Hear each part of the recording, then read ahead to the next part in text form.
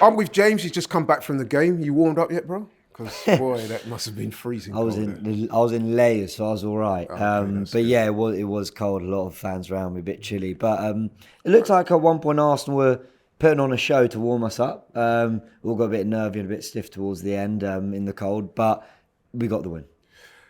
You know what? I don't wish to sound hypercritical, but I don't know, man. I can't help but thinking that 2-1, it shouldn't have been 2-1 today. It should have been like 4-1 or 5-1. Am I right in thinking that, or am I being a bit... This is one of those really weird games to analyse because you come away from it and almost the last thing that happened was the Wolves goal and the missed chances. So you leave with frustration and you have to just look back to the whole 90 and go, we had loads of chances, the most fluid we've been in the Premier League this season. And Wolves Certainly have a in the good, first half. yeah, Wolves have a good shape and they're a good team. I know they're missing some key central midfielders and that makes a difference. But there was a lot to love about Arsenal's performance. There was just a frustration towards the end, but we'll get into those. To start on the positives, that whole, Arteta coached a 6-0 saying, I think that was a bit of that. I think he did coach a 6-0. I think there was so much about Arsenal today in terms of the chances. We were creating chances centrally. The wide players, Saka and Martinez, had a lot of fun. I thought this was Saka getting a goal, getting a goal and a goal contribution, but I thought he built on it and was really good throughout the game. Declan Rice was brilliant.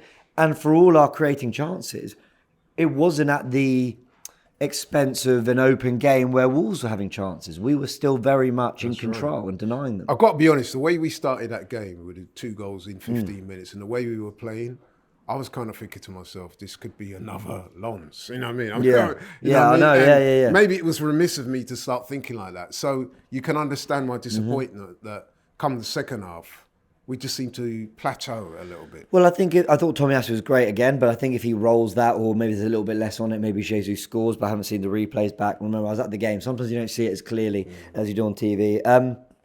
There were, Trossard, Eddie Nketiah should have scored. One of them's at 2-0, the other one's at 2-1. So we really should have got that third. And there were lots of openings.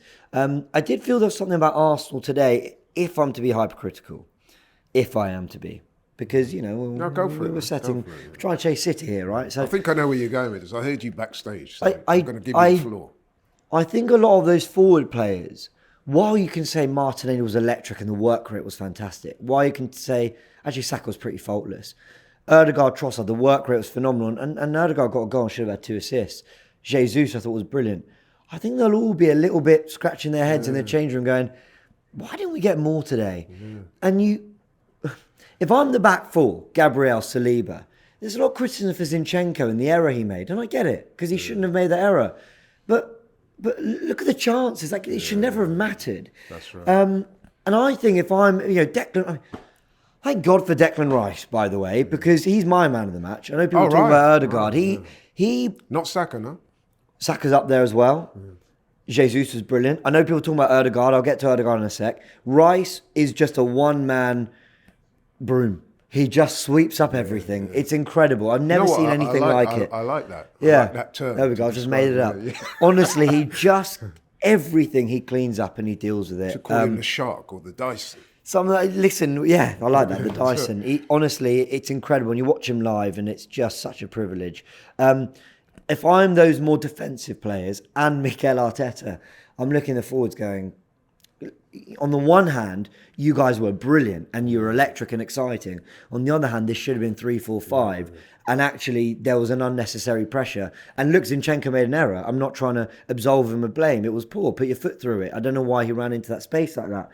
But I still think that's part and parcel of the game. Do you know how many passes nearly got intercepted earlier in the game that Zinni tried across the pitch, across the back four, but they didn't. And what do? They open the game and everyone's going, wow, Zinni, you're a genius. He plays on that line. So I think Arteta wants the team to play on that line, on the edge. You might make an error, but knowing that there's high reward at the end of it, and there should have been more reward for the football we played today. You know what? You mentioned Zinchenko, and I was a little bit critical of him for the goal. But I would say in this game, you saw both his strengths in terms of the way going forward, he links up the play, he's got an eye for a pass, he's always there, he provides you with something going forward, which some of the other guys don't. But the corollary to that is that defensively sometimes he can get caught out. He looks strangely, how can I put it? Like he was lacking in concentration as well. I even joked to somebody that half time someone should give him an espresso because he looked like he needed waking up a little bit. You know? It's funny because he was electric first half. I thought, but also, you've said it, and I've seen it said on Twitter and stuff. People said defensively it can be a liability. That was an in possession problem. They're giving the ball away off the ball, positioning, winning headers, one-on-one duels. Pretty faultless today, as far as I saw. And the one time he did make an error, Martinelli worked hard to cover him, and that's teamwork. So, yeah, look, if just to end very quickly on just some other things. Arsenal are top of the league. We should be so happy. Yeah, we should never overlook that fact. You know, it should have been a 5-0. And actually, I've seen us win games 2-0 or 1-0 where we've been more in control and not conceded the goal. And people say we've lacked fluidity. And I've seen us, you know, now today where we should have scored 5, really should be going, you know what, though, the performance, it went up in levels in attack and all that. So there's loads of positives. Top of the great. I'd like to see us be a little bit more clinical, but I'm glad we got the fluidity back. If you're missing chances, it means you're creating them. Yeah, that's good. A lot of praise for Odegaard today. I'm going to try and make as much sense of it because I know what you're all like. You're all going to think I'm a hater. Let me just try and land here. Martin Odegaard was, for me, both a 10 out of 10 today and at times a 5 out of 10. Now, what I mean is work rate, unbelievable. Fantastic finish for the goal. Presses, I mean, he's fantastic in the press. He really does. Should have had 2 assists. That little bit of that trickery, that flick, that central passes, through balls to get an Eddie and Trossard. Brilliant. You saw the best of Martin Odegaard today. He's building up to that. I also thought you saw moments in the final third where poor decision making. Little moments where there was an overlap from Tomiyasu, should have played him in. Trying little kind of flip flaps and flicks around the corner that weren't coming off. Trying sort of scoop balls over the top that were easily defended. There were moments where I'm going to try and look at it on tactical insight because I think when you look at his pass map, you'll see a lot of final third moments he got wrong. Now, what I'm trying to understand in my head was, were they poor moments in terms of poor moments in possession decision making, or is that just the nature of a creative player? In which case, I'm a hypocrite because I say I want him to be the creator, but that comes with taking risks and losing the ball. So I'm still processing that Odegaard performance. I think there was so much that was great, and it was levels up before.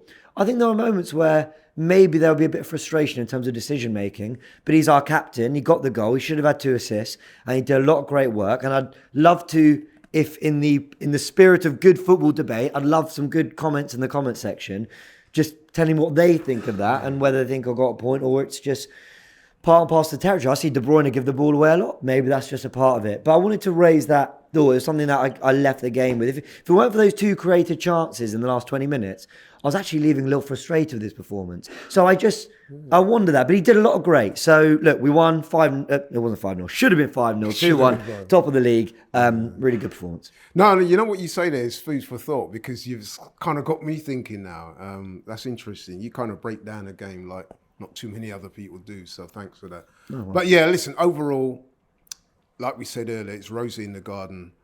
Top of the Premier League, top of our Champions League group. It's all looking good right now. I've got to ask you, your man of the match for today. It was Declan Rice, Saka closely behind. Thought Jesus was great. Thought Gabriel was great. There was a big block from Gabriel. At one point they got down our left-hand side. He made a big block around the 90th minute. They were great. And I mean, Odegaard for his moment, he's got to be up there as well. There are a lot of really good performances. I thought Trossard did well in midfield. Off the ball, I thought his work rate was great. I'm going to try and highlight that in tactical insight. So there was a lot. Martinelli, lively. I mean, genuinely, Tomiyasu was brilliant. I thought David Raya deserved a clean sheet today. I think he did a lot of good on the ball. And so look, we were great. The players were great. Yeah. Should have been more. I understand that frustration. I think we'll shake it off. And when we see either Newcastle, Man United, Tottenham or Man City drop points, because 2 of them are, maybe all of them, that's right. I think we'll enjoy this weekend. Yeah, in the cold light of day, man, it's a very good day. It's great, in closing, we've got the game looming fast on the horizon against Luton on Tuesday. Based on today, or actually not based on today, would you make any changes? And if so, why, for that game against Luton? Yeah, I'd bring Havertz in off the ball. I thought he worked quite hard when he came on. He did okay. Actually, did need more than okay. I thought he was fine again off the bench today. Get some height in there. Because I was somewhat surprised to see Trossard starting. If Tomiyasu's fit, I'd get Zini out of the team and get either Tomiyasu or Kivior. Interesting. That'd be my change. Yeah, I wouldn't have a problem with that, must admit. Just because small pitch environment. Luton are quite a physical set energy team. team. So